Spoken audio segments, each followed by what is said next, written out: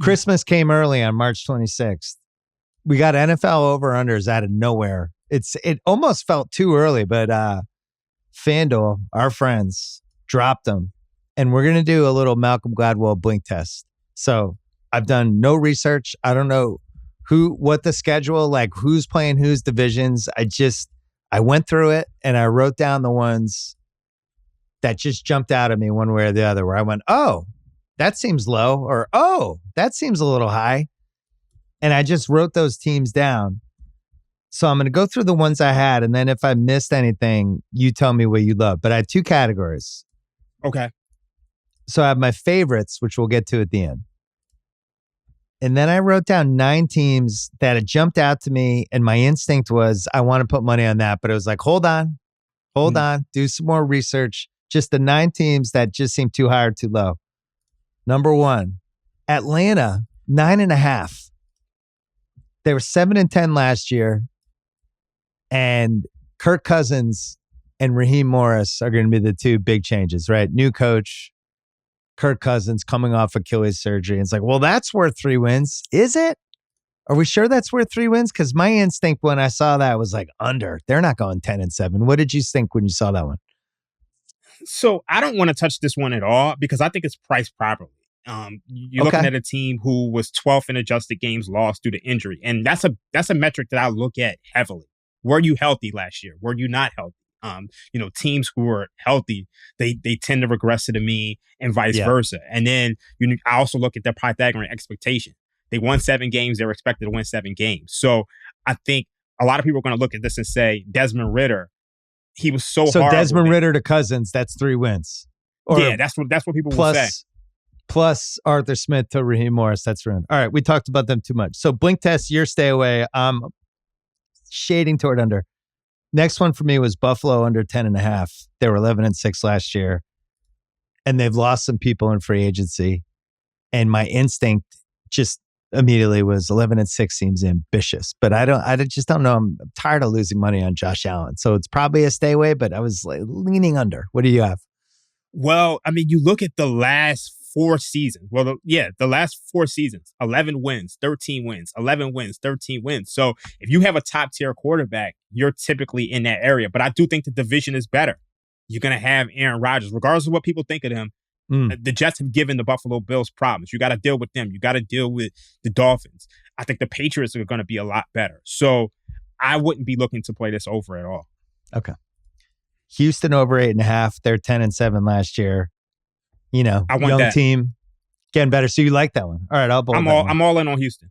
Yeah, so I thought that was going to be 9.5, and I was confused why I was 8.5. Especially like they have one more draft. They had some. I still think they have some cap space. It's full year of C.J. Stroud. I don't love their division. All right, so we like that one. Bold. KC is over 11.5, and my instinct was, oh man, just take Mahomes every year. But they did go 11-6 last year. But I did flag that one. It's hard for me to think. They're not going 10-7. So they'll be either 11-6, 12, and somewhere in that area, right? Well, they led the league in drops last year. So that's a big part of their 6 losses. So right. I think you almost got to be looking over here. Minnesota is over 6.5. And that there's a lot of juice in that already. That was minus 144 as we're taping this. They were 7-10 last year. Cousins missed 2/3 of the year. They brought in Sam Darnold. The reason I like this as an over and it jumped out to me is it feels like they're a trade-up team for one of the 4 quarterbacks.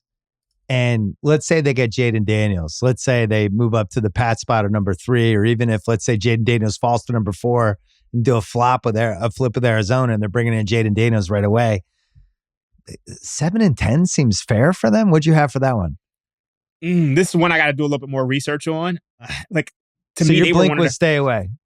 Yeah, I mean, they were one of the healthiest teams last year, and they overperformed their Pythagorean. So, without knowing who the quarterback is, and, this seemed like a team who was really just in rebuilding mode. I just don't want to touch an over right now. Okay. This was my favorite one. The Jets are 9.5. And I reacted both ways.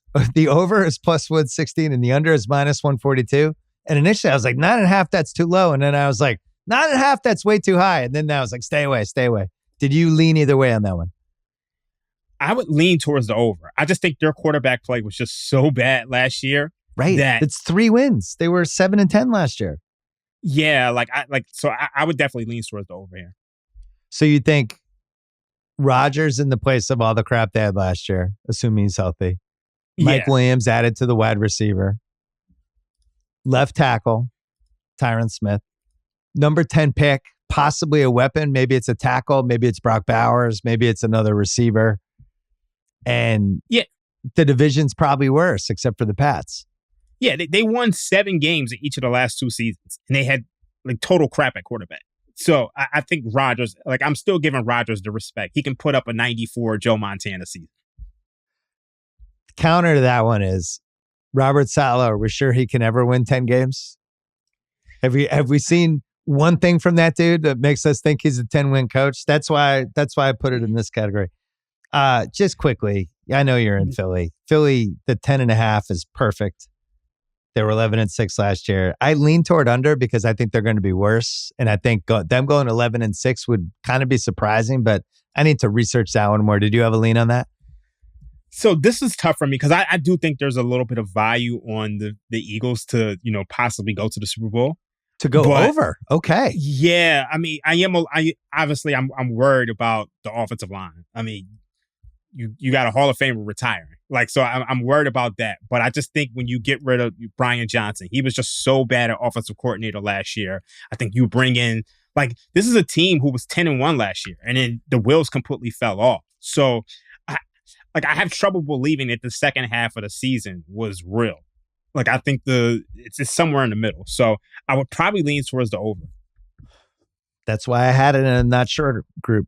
2 more. Pittsburgh over 7.5 and Tennessee over 6.5. Pittsburgh goes 9-8 or 10-7 every year. So this is purely Russell Wilson as their quarterback line. And then Tennessee at 6.5. They're 6-11 last year. And they did a lot of good stuff over the summer. They have the 7th pick. I like their free agent moves, their trades. New coach. I don't know if it's going to be a new coach bump for them because I really like Vrabel, but not that great of a division. And if I had to pick between those two, and I wouldn't pick either at this point, but I would probably lean toward Tennessee over 6.5. Which one do you like more out of those two? So Tennessee made a bunch of win now moves, which didn't make sense to me. They were a team where I felt like they should be rebuilding, and they made all these win now moves. So now, I mean, your 6.5 win total, it's kind of dead on, but I just don't really want to play it. And then when it comes to Pittsburgh, we all know about the Mike Tomlin voodoo. At the end of the day, as long as TJ Watt is healthy, they're going to be in the mix for a potential playoff spot. And then I'm not big on Russell Wilson at this point in time.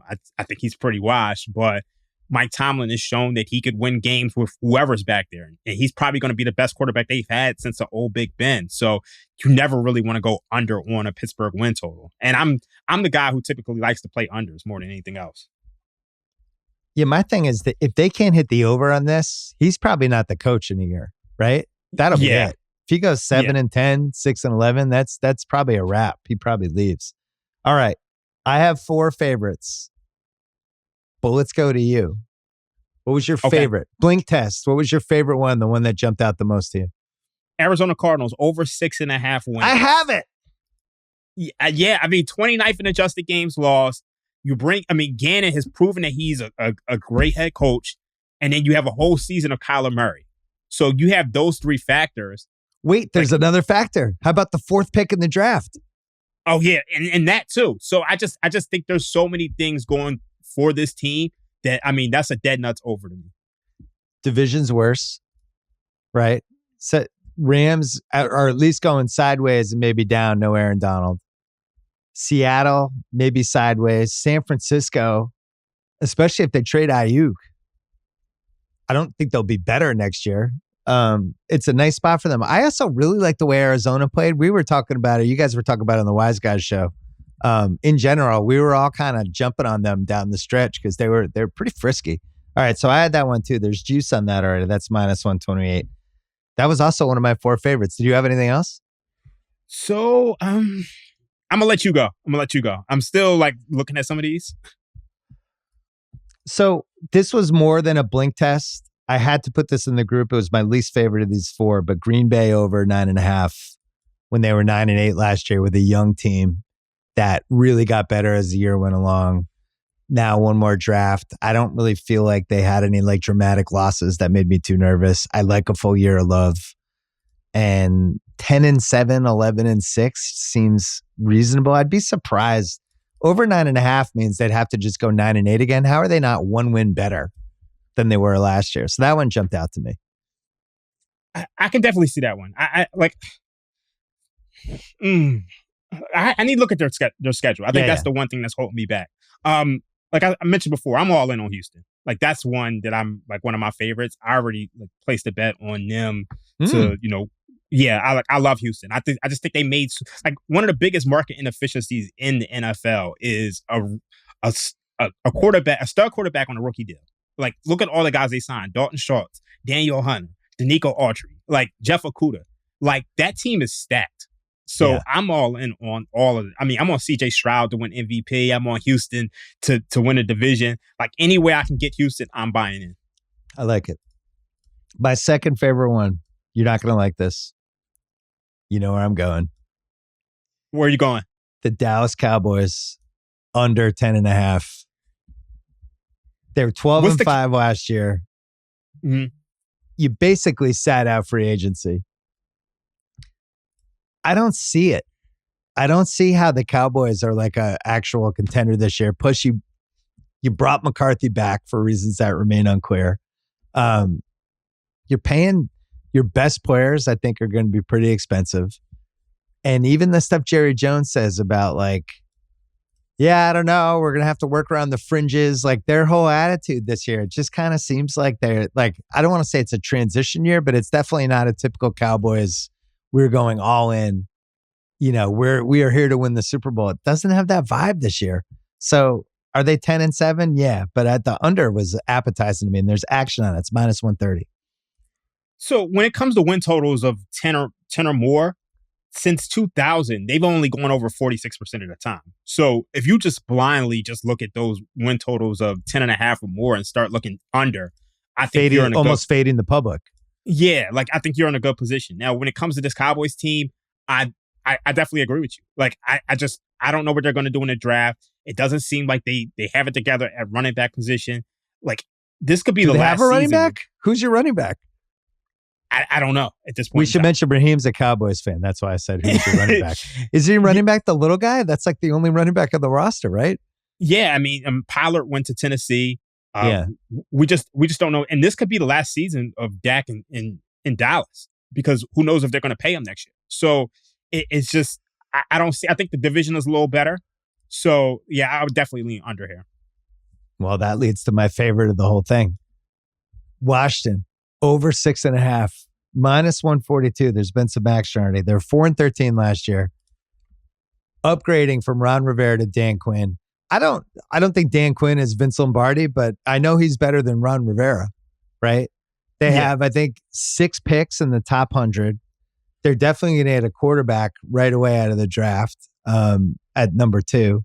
They did some smart free agent signings that I like. Just in general, it's like a new vibe, new energy.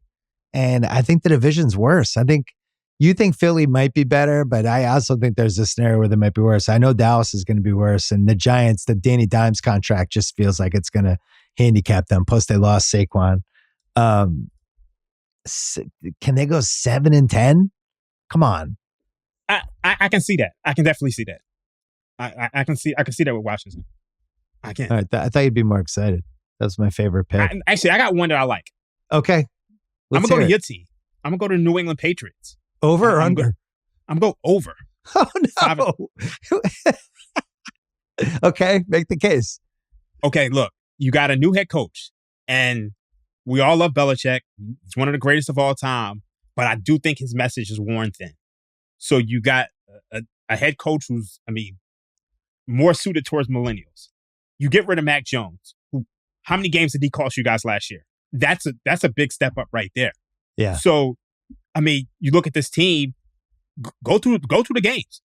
They outgained the Philadelphia Eagles. They should have won that game. You go against the game against the Colts. They should have won that game. There were so many games last year that I felt like they should have won, and they completely fell apart. And they won 4 games last year. So I'm with you, except for the fact that they treated free agency like they were at the 99-cent store. Mm-hmm. And every single thing about this offseason has been a pretty much a disaster. Even Kraft did a press conference today, and he's like, I don't know what they were doing with that documentary. He was doing that stuff. And, we really wanted Calvin Ridley. His girlfriend wanted to stay in the South. That's the only free agent you wanted? There was like 100 free agents. They still have a ton of money to spend that they just didn't spend. Mm-hmm. And I don't really know what the strategy is. I'm worried they're going to trade back. Maybe if they trade back, that helps your theory. So the Pats were also 5.5? Yeah, and then also, this was one of the most injured teams last year. So well, that's true. They lost Gonzalez and Judon and a bunch of linemen on both sides. So, you have a team that slightly underperformed their Pythag, one of the most injured teams last year. I think they were 30th in adjusted games lost. You combine those factors, new head coach, better quarterback. Like, I don't expect anybody to play as bad as Mac Jones did last year. Counter. Mm-hmm. Who is the worst team in the AFC? Ooh, when you think of it that way, the Pats over gets a little scarier because there's usually 2 or 3 bad teams in each conference. Usually 2 is like a fair guess. But if you go through all the teams, they might have a case for being the worst team in the conference, at least from a talent standpoint. It would be them or the Chargers, right? And the Chargers at least have Herbert. They just brought in Harbaugh. You might say the Raiders, but the Raiders have at least a couple blue chippers on both ends. They're going to have a high pick. But the Pats are in that conversation, and that conversation usually means 3-14, 4-13. I thought over too because I'm with you. That was a team that easily could have gone 9-8 last year if the QB and the kicker was better. But they basically punted on free agency, which worries me. All right, so you weren't excited about Washington. So it seems like the one we're the most excited about collectively is Houston over 8.5. Houston and Arizona. Those are the two that Jumped and Arizona, those two. All right. So Arizona over 6.5. I want to do more research, but it's just like the first two that jumped out to me. Those were well, usually the more we stare at this is when the unders start popping up. By the time we get to June, July, it's like, under. There's no way they're getting that. Dallas, I'll be really interested to see if that Dallas drops. If that Dallas ends up at 9.5 versus 10.5 for over under. I could see that. Going down one. What do you think about Baltimore under? Because they lost a lot of pieces. They lost a lot. I just don't bet against Baltimore anymore. They burned it last year. I picked them not to make the playoffs. I was like, it's not going to happen. And then all of a sudden, you picked them not to it's so crazy. I because took some chances. So a lot of people I was on them to be a contender last year. I thought that they had a real chance of going to the Super Bowl. But I think this year with all of the pieces that they lost, and a lot of people are hyped over Derrick Henry. You got a 30-year-old running back. And they lost a lot of pieces on defense. I think this is the under to take. And it's juiced for a reason on FanDuel. -130 for the under. Plus 106 for the over. So that's an under I probably will be on. And then when you look at the fact that Joe Burrow is coming back, he should be healthy. At the end of the day, Cleveland, I expect Deshaun Watson to be healthy. And a lot of people are going to say, Deshaun Watson didn't play well last year. Well, he was starting to figure it out. And that team still won 11 games with 4 different quarterbacks. And if you have a better quarterback in Pittsburgh, I think Baltimore takes a step back. Actually, I think this is my favorite. I'm going Baltimore under. That was great. I'm glad we talked it out. I'm so tired of losing money on Baltimore. And then when I rallied around on them, then they killed me in the KC playoff game. Oh, man. Yeah, I think Baltimore, part of their strategy is they let some older guys go and brought in, and they're going to bring in young guys they've drafted and guys that were behind the older guys. Yeah. And this always works out for them. And it's like, who's that guy? Oh my God, that linebacker they have is amazing. I've never heard of them. So